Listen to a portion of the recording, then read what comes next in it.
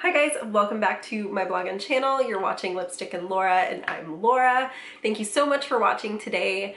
Today it is the end of March, so we have our March favorites. It is officially spring, although it's still cold as anything here in Toronto. So I do have a few products. It's all makeup, it's not skincare because I've actually been very frustrated with my skin over this past month. But it is finally starting to clear up and it's starting to be a little bit better, but the scarring is still there. So I did actually just film this look here and I believe I'm gonna put it up maybe next week. I'm not sure. I do need to edit it a bit. It went a little bit funny for a while, so it might take me a little bit longer to edit, but I did film this look, so it will be ready to go soon. We're just gonna get right into the products. The first product I have is going to be the Dior Perfect Makeup Everlasting Wear Pore Refining Effect with Sunscreen. That is a mouthful. There's also the French version here. I'm not even gonna try and say it because I can't speak French. I use this a lot. It's pretty messy already. I've got foundation everywhere. But I decided to use this when I got my spray tan. So I did a review of Bronze by Bloom here in Toronto, and there are some spray tan tips and tricks. So I'll link that down below if you want to see that too. But I decided to use this for my foundation after I got my spray tan because it is a little bit darker on the skin, but it's also a medium coverage. So it blended really, really well into my tanner. But also I was using it before that because it is medium coverage, but it is buildable and it blends really beautifully. And my skin has been so dry lately that this doesn't dry it out. So it says shine control, but I don't know. I feel like it might be shine control, but it's not really getting rid of, like, it's not mattifying. I honestly don't know, but I really like it for my skin type, even though I have really dry skin. And then it has SPF 35. I'm really bad at wearing sunscreen, so it's great that that has it in there, but it works so well with my skin type and it blends beautifully and it's a great finish and it lasts for a long time. I did a review on this when I did Battle of the Long Lasting Foundations and it was one of my favorites. So that is the Dior Skin Forever Perfect Makeup Everlasting Wear Pore Refining Effect with Sunscreen Foundation. Next up, we have the Becca Backlight Priming Filter.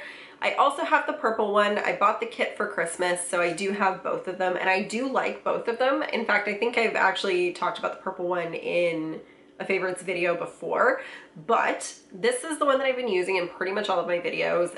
It just gives a really good glow. It makes your skin look a little bit more even, and it actually hydrates my skin as well. So I really, really like that. It makes it so easy for me to put on makeup. And it is a little one, but I am gonna go and purchase it once I run out of this because this has lasted since, I want to say,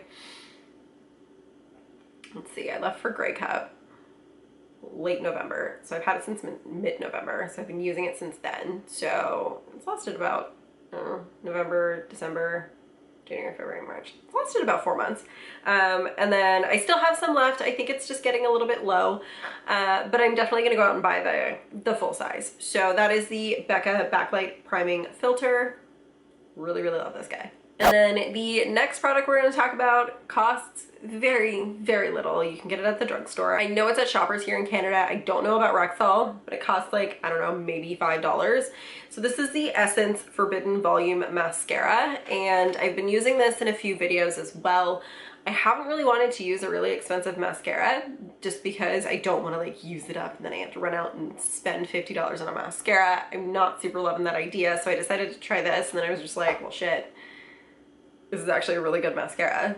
I thought I was just gonna like get something that was subpar, but I really, really like it.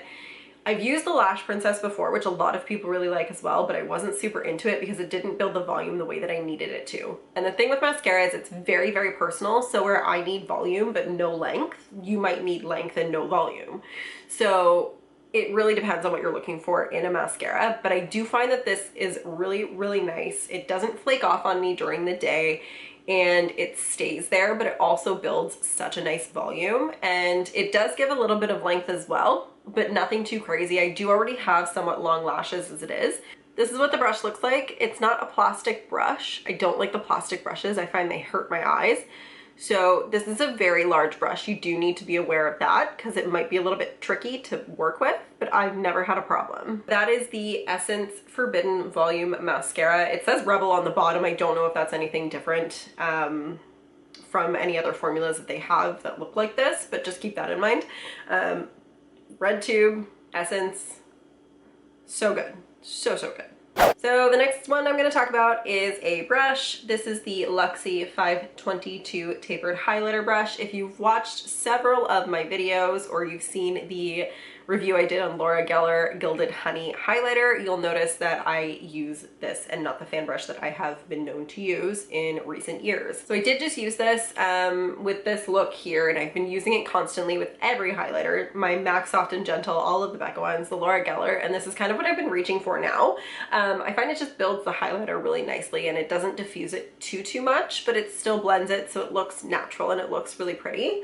So that's the Luxie 522 Tapered Highlighter Brush. I really like this because it's very soft and it's dense and it picks up the color really well and it applies very nice to the skin. Last but certainly not least, we're talking about the Modern Renaissance. Pretty sure I talked about this 2 favorites ago. If it was last month, I'm sorry.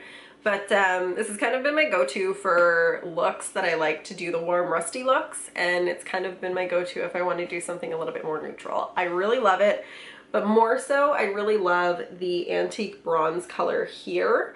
It is one of my favorite colors in this palette because it's just got that beautiful, I also have a scratch underneath my skin, so, but it's just this beautiful, soft, shimmery, bronzy purple color. It's so pretty and I'm really loving it. So that's kind of been my go-to color here when I want to do something a little bit darker, and I highly recommend this whole palette, but just that color in general I'm so into. And that's it. We're keeping it short and sweet today. So that is all we have for the March favorites today. Let me know down below what your favorites are. Thank you guys so much for watching, and please don't forget to subscribe and give a like, and I will see you guys soon.